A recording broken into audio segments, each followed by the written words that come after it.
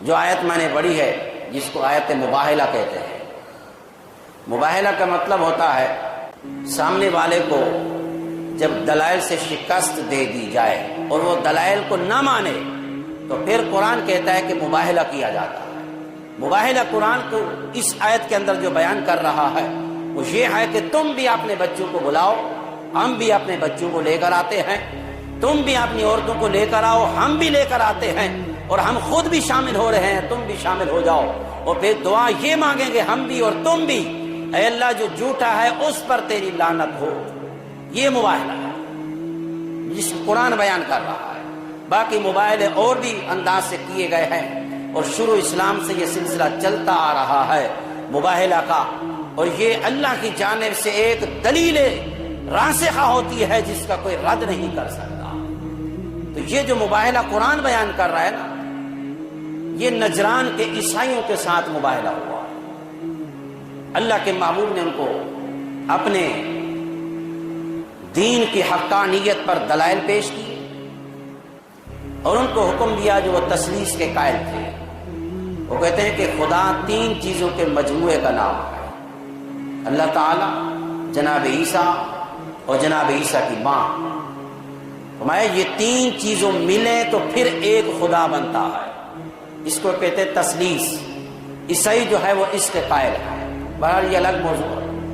انہوں نے اس کا عقیدہ اختیار کیا ہوا تھا، اور جب ان کو رد کیا گیا دلائل کے ذریعے اس بات کو انہیں تسلیم نہیں کیا، آخر مباہلے کے لیے تیار ہو گئے۔ اللہ نے اپنے محبوب سے حکم فرمایا فمن حاجک فیہ من بعد ما جاءک من العلم فقل تعالوا ندعو ابناءنا وابناءکم ونساءنا ونساءکم وانفسنا وانفسکم ثم نبتہل فنجعل لعنت اللہ علی الکاذبین۔ یہ اللہ کے محبوب نے پیغام جاری کروایا۔ آقا علیہ السلام نے اپنے مدینہ طیبہ سے آپ خود تشریف لے گئے۔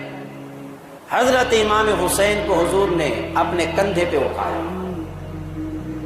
امام حسن کی انگلی اپنے ہاتھ میں پکڑی، سیدہ مخدومہ کائنات حضور کے پیچھے پیچھے چل رہی تھی، اور ان کے پیچھے سیدنا مولا کائنات علی المرتضیٰ رضی اللہ تعالی عنہ پیچھے آ رہے ہیں۔ یہ مصطفیٰ کا گھرانہ مباہلے کے لیے جا رہا ہے۔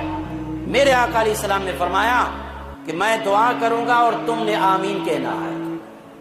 اپنے شہزادوں سے فرمایا، اپنی بیٹی سے اور اپنے داماد سے۔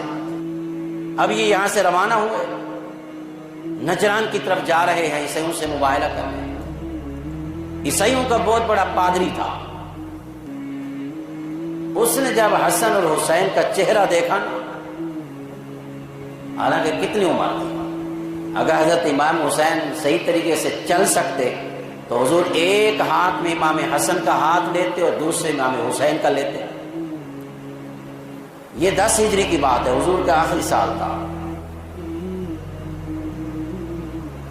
پتہ یہ چلا کہ امام حسین صحیح طریقے سے چل نہیں سکتے تھے، وہ سفر تھا، اس لیے حضور نے ان کو اپنے کندھے پہ اٹھایا ہوا تھا، امام حسن کی انگلی پکڑی۔ اس نجران کے عیسائیوں کا جو بہت بڑا پادری تھا نا، اس نے جب حسنین کریمین طیبین طاہرین ان کے چہرہ انور کا حسن دیکھا نا،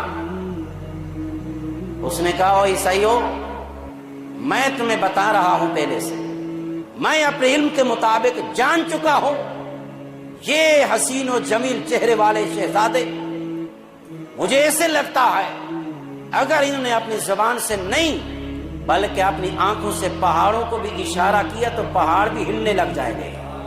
یار یہ تو غیر ہے، وہ تسلیم کر رہا ہے۔ اس نے اپنے علم کے ذریعے حسنین کریمین کے چہرے کے حسن کو دیکھا۔ یار وہ حسن و جمال کیوں ایسا حسن نہ ہو جن کے منہ کو مصطفیٰ کے ہونٹ لگے ہو، چوم چوم کے حضور نے ان کے چہرے کو حسین کیا ہو، جنہوں نے اپنا لعاب دہن ان کے منہ کے اندر ڈالا ہو، جنہوں نے اپنی زلفیں ان کے ہاتھوں میں دی ہو، جنہوں نے اپنے کندھوں پہ ان کو سوار کیا ہو، جنہوں نے اپنے سینے سے لپٹا کے اللہ کی بارگاہ میں دعا کی ہو، وہ چہرے حسین و جمیل نہیں ہو سکتے تو اور کون ہو سکتا؟ عیسائی کہتا ہے خبردار میں اپنے علم کے مطابق جان چکا ہوں. یہ دعا کریں گے تو اور مسئلہ ہو جائے گا. اگر انہیں اپنی آنکھوں سے اشارہ کر دیا نا پہاڑ کو, تو میں کہتا ہوں یہ پہاڑ بھی ہلنے لگ جائیں گے.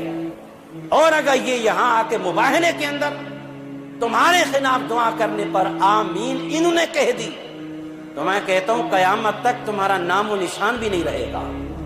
تمہیں مشورہ یہ دیتا ہوں, یا تو ان کا جو نانا ان کو لے کے آ رہا ہے نا, یار حضور کی تو بات ہی نہیں ہے ابھی. یہاں وہ بات کر رہا ہے ان شہزادوں کی, جو ایک شہزادہ مصطفیٰ کے کندھے پہ سوار ہے اور ایک شہزادہ مصطفیٰ کی انگلی کو پکڑ کے آ رہا ہے.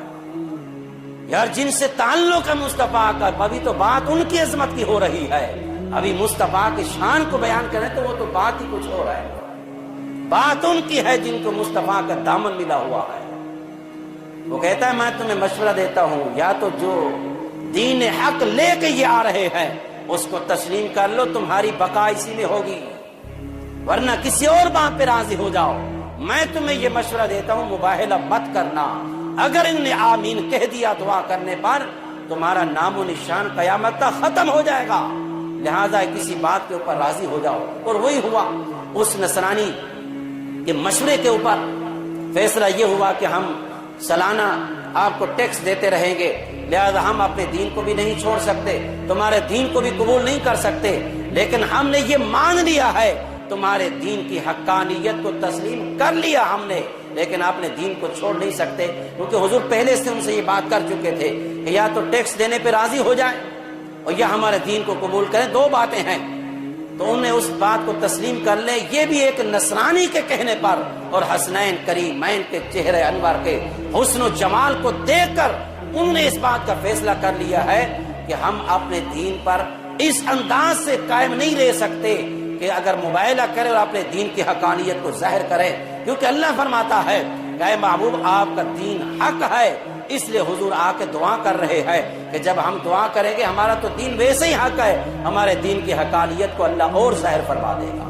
لہذا اللہ تبارک و تعالیٰ کے محبوب کا دین وہ دین ہے جس کی حقانیت کو غالب کرنے کے لیے رب کائنات نے حسنین کریمین طیبین طاہرین کے حسن و جمال کو ظاہر کر کے دکھایا, جس کو عیسائی بھی تسلیم کرنے پہ راضی ہو گیا. اگر ان شہزادوں نے دعا نہ کی بلکہ دعا پہ آمین بھی کہہ دیا تو نصرانیوں کا قیامت تک نام و نشان بھی نہیں رہے گا. یہ وہ شہزادے ہیں